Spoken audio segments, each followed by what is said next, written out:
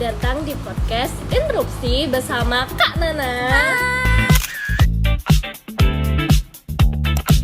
dan Kak Ajani. Hai.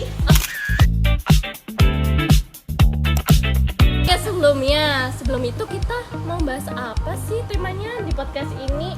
Aku mau ngasih tahu nih. Nah itu yang jadi Itu pertanyaan seru temanya. Aduh, berat gak ya? Kita kesini tapi belum tahu temanya. Kayak Berat banget ini sebenarnya. Jangan sampai prank ini, jangan sampai prank ya. Aduh, Berat banget nih. Berat nih. Penasaran parah sih, parah. Oke, jadi tema kita jurnalisme clickbait.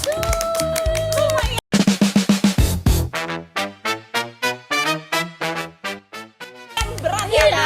ini kan temanya lagi sensasional banget ya di my kehidupan God. sehari-hari gitu, kayak booming-boomingnya. Terus kalau menurut aku ya, ini tuh jurnalisme clickbait itu dibenarkan nggak sih atau hanya sebagai strategi bisnis aja? Kalau menurut Mbak Nana tuh gimana sih? Sebenarnya gini loh, kalau kita lihat ke Undang-Undang Pers nomor 40 tahun 1999, adanya clickbait yang sensasional itu sebenarnya tidak dilarang secara implisit gitu. Jadi sebenarnya kalau kalian mau ngasih clickbait yang emang sedikit sensasional atau tidak sama dengan isi, itu sebenarnya boleh-boleh aja gitu. Karena kan yang berita itu yang paling penting kan ada isinya.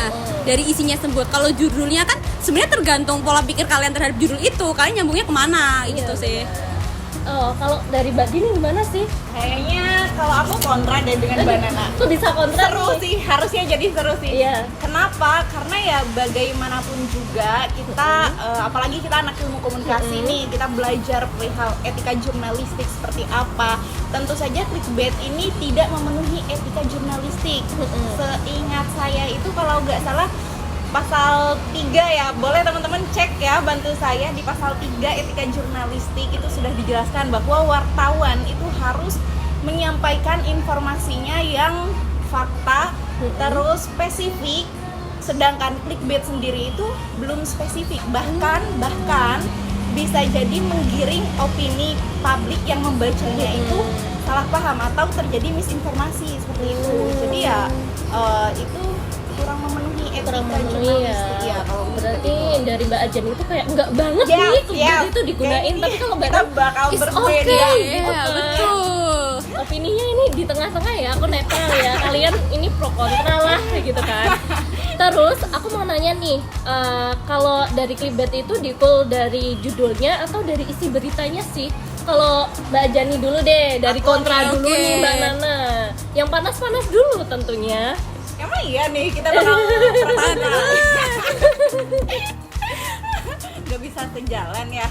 Tapi kalau my opinion ya, sekali lagi guys, my opinion pastinya judul dulu. Judul dulu. Ya. Kenapa Mbak? Isi berita memang perlu wajib untuk faktual, 100% faktual, tetapi realitanya jujur ya kalian yang nonton, mungkin sebagian dari kita atau mungkin kami, mungkin Banana sama Baru enggak, tapi sebagian dari kami itu kalau baca berita hanya sebatas stop sampai di judul saja, tanpa tahu menahu isi beritanya itu seperti apa. Iya nggak Baru? Iya benar. Aku Pengalaman, kadang kan? kayak gitu sih. Iya kan? Kayak isinya kalau judulnya nggak menarik, isinya nggak baca juga. Kayak lambe turah cuma lihat judulnya doang, udah langsung scroll lagi ke bawah, ada judulnya doang, scroll lagi. Jadi kayak hanya sebatas baca judulnya aja tanpa baca isi beritanya. Jadi di sini judul itu sangat berperan penting untuk kefaktaannya. Jadi kalau dari judulnya faktanya itu sudah meleset, mau gak mau kami yang baca itu pasti terbawa tersesat juga gitu. Tersesat Makanya juga ya. judul itu paling penting. Isi berita juga emang harus faktual, tapi judul juga termasuk penting, harus faktual juga. Kalau dari Mbak Nana gimana sih? Kalau aku ya, karena kan kayaknya aku nih beda jalan banget sama kamu ya. Mohon maaf banget nih beda Mohon maaf jalan. banget. Kalau buat aku, in my opinion ya, kalau aku sih penting tuh isi. Kenapa? Kalau beritanya tuh cuma ya kayak misal nih Ria Ricis ditangkap polisi karena mencuri ayam. Misalnya di berita ada kayak gitu. Padahal Ria Ricisnya itu kan bukan Ria Ricis artis, tapi cuma nama yang sama. Itu kan sebenarnya tidak melanggar etika dong harusnya. Karena apa? Karena hanya perbedaan nama dan perbedaan asumsi pola pikir kita. Jadi, apalagi kita anak ilkom, selain kita harus pinter-pinter juga baca berita, kita juga harus pinter nih ngarahin pikiran kita kemana nih. Dan hal kayak gitu juga kan lebih menarik nih, ada realities. Jadi orang tuh yang kayak awalnya nggak mau baca berita ini, akhirnya kan ngeklik. Nah, tapi di situ isi beritanya juga pasti kan yang asli. Yang penting kan isi beritanya itu harus yang asli gitu. Oke, tadi Mbak Nana udah ngasih contoh, terus Mbak Dini juga udah memberikan opini. Terus kita masuk nih ke topik berikutnya. Jadi menurut kalian tuh clickbait itu mempengaruhi kepercayaan publik nggak sih? Yuk Mbak Dini dulu nih. Boleh minum dulu gak? Oh, boleh Dari dong. sana Santai. sampai Oh, iya, Ini udah mau habis. Ya Allah, belum habis. Oke, santai-santai. Mempengaruhi publik ya clickbait. Tentu saja sangat mempengaruhi. Karena gini, dari balik lagi ke etika jurnalistik tadi, itu bahwa wartawan itu dilarang menyalahgunakan profesinya, tentang jadi wartawan gitu dan Oh, itu nggak teman-temannya, boleh ya? terus jadi menyalahgunakan clickbait. Karena bagaimanapun juga itu dapat memanipulasi. Tadi kan Mbak Nana sudah ngasih contoh nih perihal Ria Ricis. Padahal yang dituju tuh Ria Ricis ini, bukan Ria Ricis artis. Jadi di sana bisa terjadi ada misinformasi, manipulasi. Harusnya diperjelas Ria Ricis bukan artis gitu.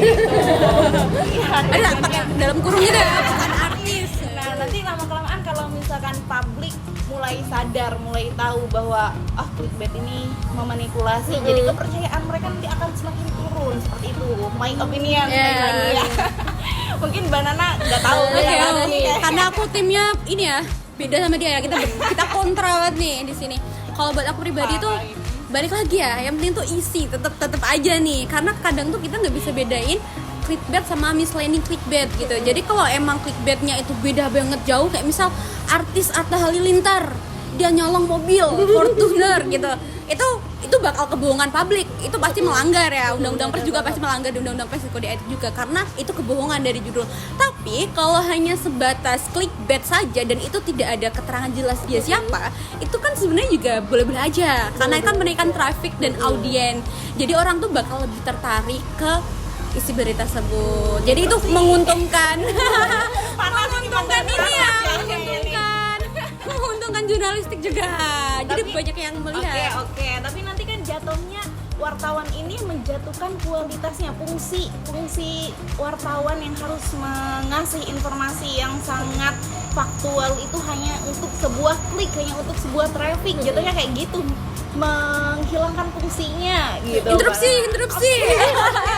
Kan balik lagi, mereka kan tidak menjelaskan siapa di situ, hanya menyebutkan nama yang hampir mirip.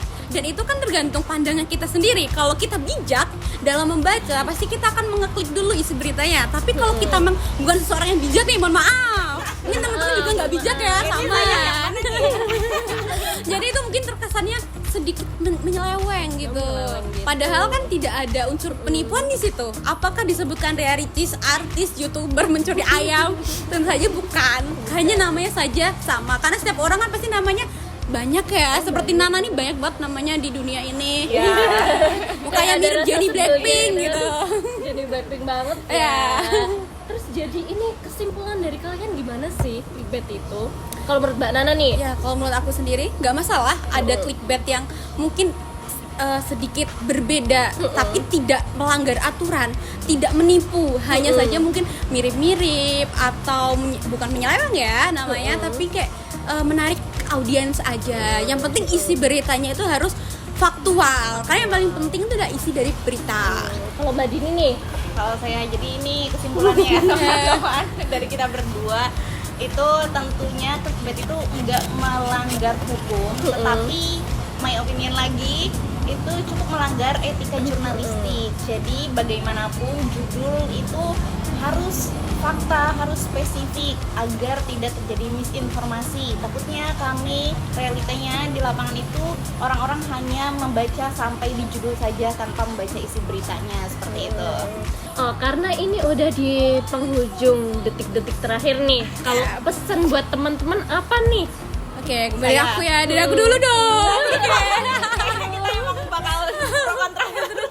Jadi buat teman-teman sendiri jangan lupa kalau lihat berita itu jangan cuma lihat dari clickbaitnya aja. Teman-teman juga harus bijak, jangan asal mensimpulkan dari clickbait doang, karena kita bisa ngeliat ya banyak clickbait yang memang sama isinya tuh berbeda jauh. Jadi teman-teman tuh harus bijak banget, apalagi kita kan mahasiswa nih, mahasiswa ilmu komunikasi, harus lebih bijak dalam membaca berita. Oke Mbak Dini, Kalau lanjut. saya ini untuk pembacanya, mungkin saya bakal spesifikkan ke para jurnalisme untuk clickbait. Emang iya betul diperbolehkan karena itu tidak melanggar hukum ya teman-teman wartawan yang udah sepuh-sepuh. Cuma mungkin sedikit saran mengenai clickbait itu boleh tapi jangan too much gitu. Takutnya bener nanti banget sih. jadi misinformasi gitu kan. Karena ya benar, bagaimanapun juga dengan berkembangnya zaman kita pasti akan menggunakan yang namanya clickbait juga. Oke, baca. Oke, terima kasih Mbak Nana, terima kasih Mbak Dini udah bahas tema yang wow banget nih. Untuk penonton-nonton boleh say hi, goodbye, dadah. Kembali lagi ke episode selanjutnya.